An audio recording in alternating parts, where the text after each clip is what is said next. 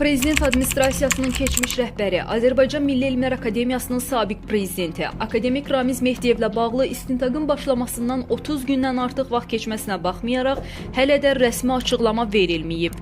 İşlə bağlı yayılan məlumatlara görə Ramiz Mehdiyevin oğlu General-Mayor Teymur Mehdiyev ölkənin Strateji Nazirliyində, Fövqəladə Hallar Nazirliyində müavin postunda qalır.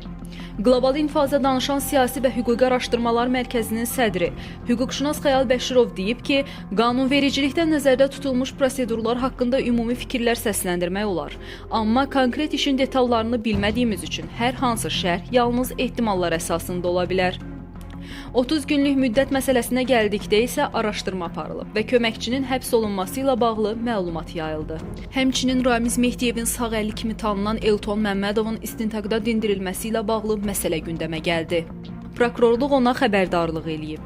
Görülən tədbirlərdən də məlum olur ki, işlə bağlı dindirilən və ya digər tədbirlər görülən şəxslər mövcuddur. Eyni zamanda Ramiz Mehdiyev haqqında yayılan məlumatlara görə o 4 aylıq ev dustaqlığına götürülüb.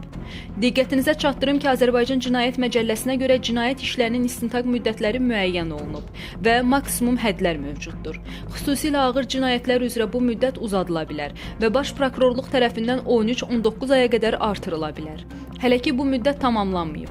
Ona görə də fikirlər səsləndirmək tezdir. Düşünürəm ki, ev dustaqlığı tədbirinin seçilməsi və işin davam etməsi zamanı məlumatların yayılmaması cinayət prosesinə və istintaqın gedişinə xələl gətirməmək məqsədi ilə həyata keçirilir.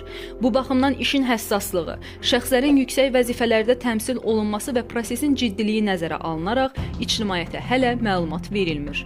Ən düzgün yanaşma rəsmi açıqlamaları, müvafiq araşdırma aparılan qurumların mövqeylərini gözləməkdir.